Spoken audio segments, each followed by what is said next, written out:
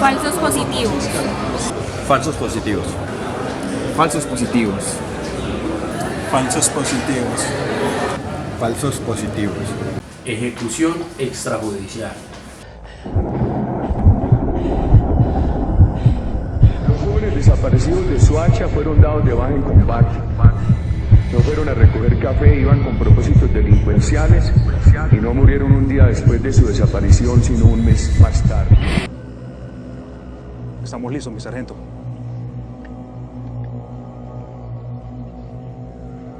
¡Fuego!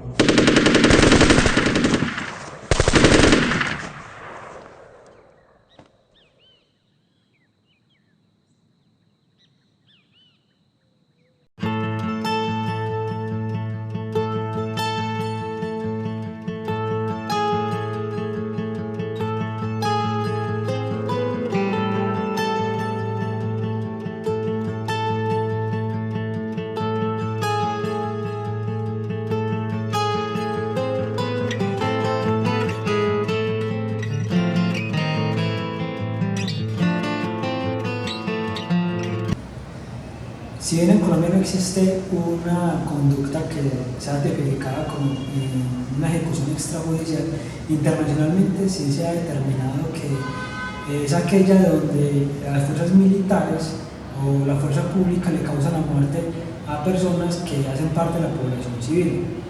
Y si bien en el ordenamiento colombiano no existe una conducta punible que se determine como ejecución extrajudicial, sí se puede calificar como un homicidio en persona protegida o un homicidio agravado por la indefensión en la que se encuentra la población civil frente a quien le causa la muerte, en este caso las fuerzas militares y las fuerzas de policía.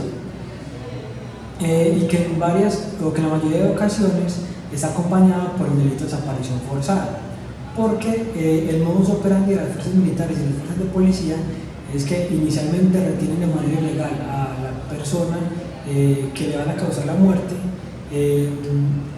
se lo transportan a una zona donde es desconocido, le arrebatan o le desaparecen sus documentos de identidad y posteriormente le causan la muerte y lo presentan como una persona abatida en combate.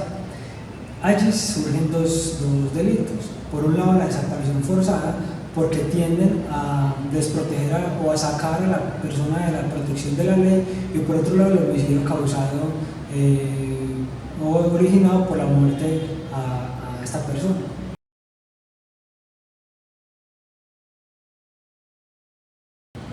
Si bien en Colombia el tema de las ejecuciones extrajudiciales se empezaron a conocer o tuvieron un impacto mediático a partir del caso de Soacha, lo cierto es que las organizaciones de derechos humanos desde mucho antes venían denunciando este tipo de prácticas por parte del Ejército Nacional, conocidas a partir del año 2000. Sin embargo, estas conductas eran desplegadas mucho antes de que las organizaciones de derechos humanos las denunciaran como un crimen cometido por los militares en contra de la población civil.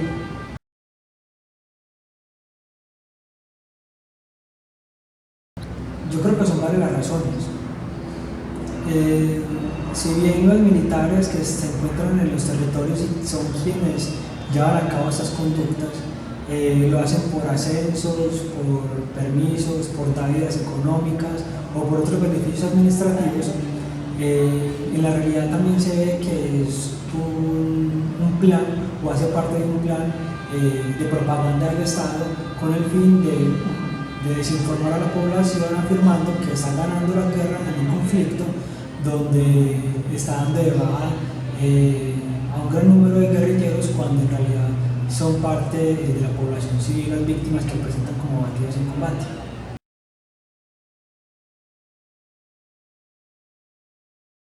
Las ejecuciones extrajudiciales pueden considerarse como un crimen de guerra, teniendo en cuenta que el derecho internacional humanitario, que es el que regula este tipo de situaciones y que establece las reglas para llevar a cabo una guerra en un conflicto interno como el que vive nuestro país, y que busca que se respeten los bienes y la vida de aquellas personas que pertenecen a la población civil, teniendo en cuenta que las ejecuciones extrajudiciales son acciones desplegadas por las fuerzas militares en contra de la población civil.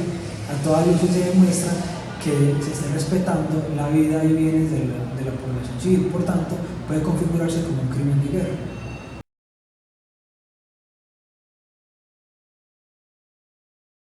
En el contexto del conflicto que ha habido en nuestro país, particularmente las ejecuciones extrajudiciales como un fenómeno que surge de un plan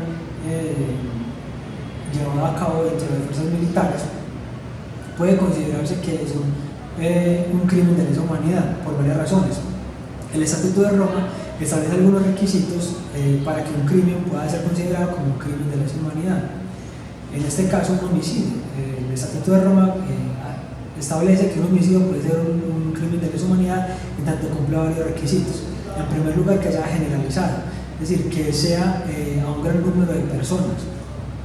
En Colombia, e incluso en Antioquia particularmente, la Coordinación Colombia-Europa-Estados Unidos ha realizado una sistematización en la que se arrojan un total de 3.500 víctimas producto de las ejecuciones extrajudiciales, lo que tiende a demostrar o lo que evidencia que efectivamente se trata de un ataque generalizado. Si hablamos de sistematicidad como otro de los requisitos que establece el Estatuto de Roma, las ejecuciones extrajudiciales se han llevado a cabo a partir del año 2000 de manera sistemática, año tras año, batallón por batallón, y más de 31 de los 32 departamentos de nuestro país, afectando a diferentes personas pertenecientes a la población civil. Entonces también se podría hablar de una sistematicidad. Otro de los requisitos que establece el Estatuto de Roma es que sea en contra de la población civil. La mayoría de las personas que son afectadas por este tipo de crímenes son personas de bajos recursos, venderos ambulantes, habitantes de calle y campesinos que son pertenecientes a la población civil y que en ningún momento hacen parte de las hostilidades. Por eso es que se les llaman ejecuciones extrajudiciales, ya que son personas que no hacen parte de las hostilidades y por tanto son ajenas al conflicto.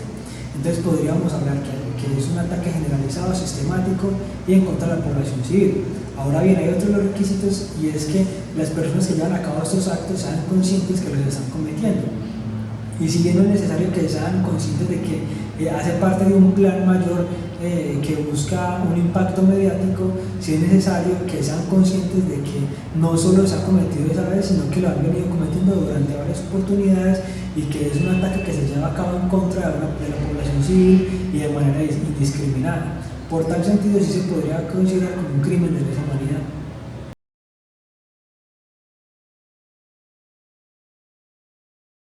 Antioquia ha sido el departamento donde más ejecuciones extrajudiciales se ha cometido, con una cifra entre el 2000 y el 2010 de 1.050 víctimas a raíz de estas conductas desplegadas por los militares. Y llama la atención que los batallones con más víctimas son el batallón Bajés, el batallón Atanasio Girardot, el batallón Pedro Justo Berrío y el batallón Pedro Nelo Espina. Este último llama la atención porque se trata de un batallón que dedica sus labores a labores de ingenieros, de infraestructura. Sin embargo, durante algunos años presentó las mayores cifras en resultados producto de las ejecuciones extrajudiciales. En el año 2015, la cúpula militar del año 2006, que actuó allí en el año 2006, se les fue impuesta medida de aseguramiento por algunos casos de ejecuciones extrajudiciales cometidas durante el año 2006, en las que algunos militares señalaban que esas personas promovían y eran partícipes de este tipo de conductas delictivas.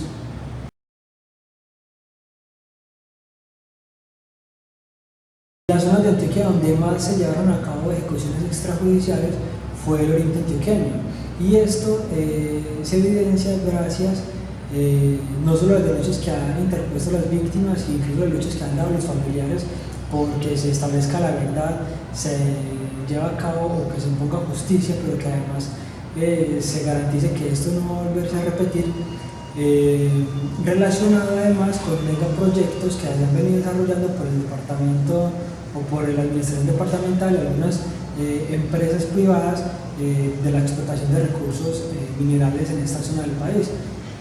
Por tanto, esta zona es considerada como una de las más afectadas por las ejecuciones extrajudiciales.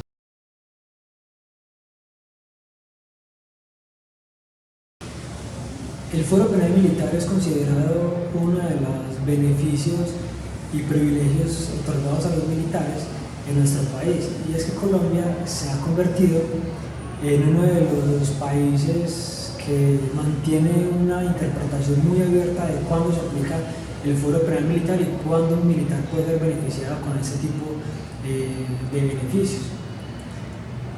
La Constitución de Colombia del 91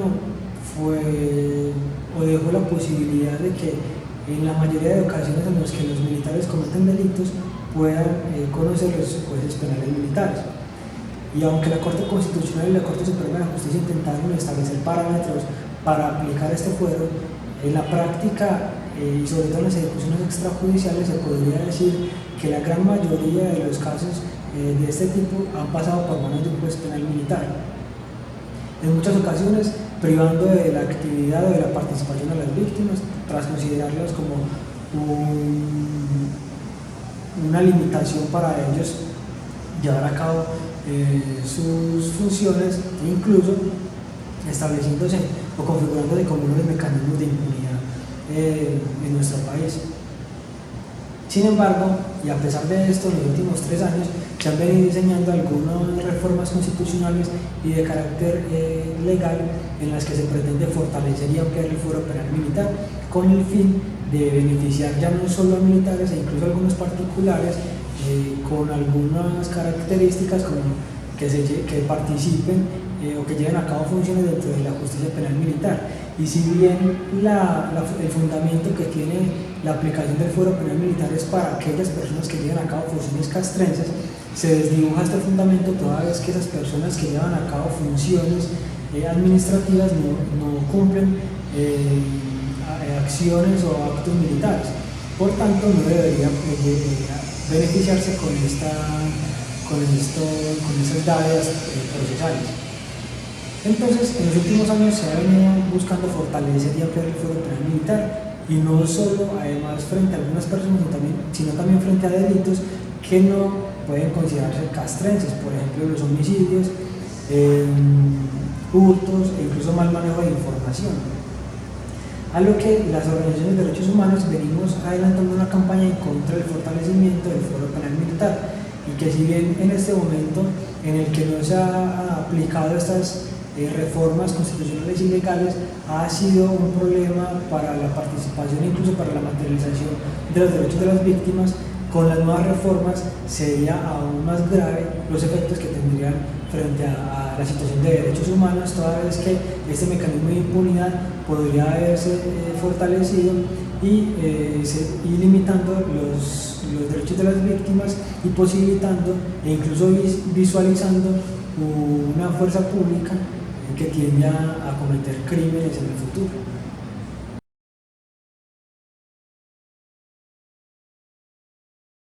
En este momento, la Corporación Jurídica Libertad tiene alrededor de 80 casos con múltiples víctimas sobre ejecuciones extrajudiciales en toda Antioquia. Reiterando que donde más se presentan casos, se han presentado casos, es en el oriente antioqueño. La mayoría de estos casos son del oriente antioqueño. Un 70% son de esa zona del departamento.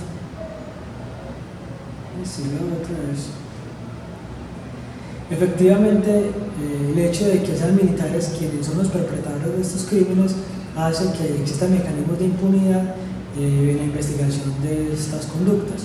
Por un lado, lo que se estableció, se juntaba anteriormente frente a la justicia penal militar como uno de los mecanismos de impunidad que ha permitido que se consolide todo un oscurantismo frente a la verdad que buscan las víctimas, que no haya justicia y que muchos menos sean reparados.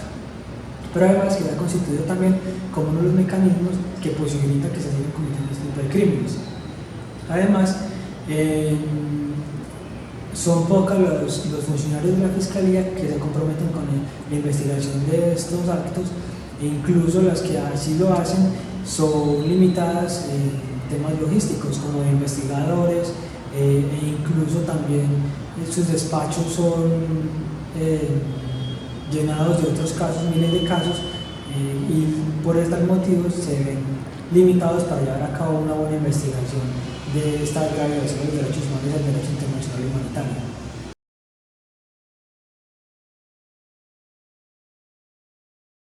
Las organizaciones de derechos humanos tenemos la esperanza que en la nueva Jurisdicción Especial de Paz se establezca la verdad sobre lo ocurrido con las ejecuciones extrajudiciales.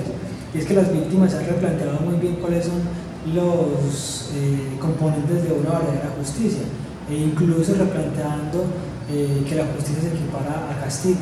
En ese sentido, las víctimas han optado porque en este nuevo escenario se exija a los militares que digan la verdad, que pidan perdón y que de alguna manera reparen y dignifiquen las víctimas, toda vez que fueron afectadas por hechos cometidos desde la fuerza pública en un plan incluso impulsado por el Estado colombiano. Entonces la esperanza está en evidenciar las responsabilidades de los militares, pero además que el Estado reconozca su responsabilidad. Voy caminando con el corazón desierto, estoy llorando tu ausencia y me gana el dolor, mi amor. Esa mañana yo te di un beso y te vi partir, mi bendición y el sol detrás de ti. Todos tus pasos recorrí buscando rastros de ti, pero tus huellas llegan a su fin.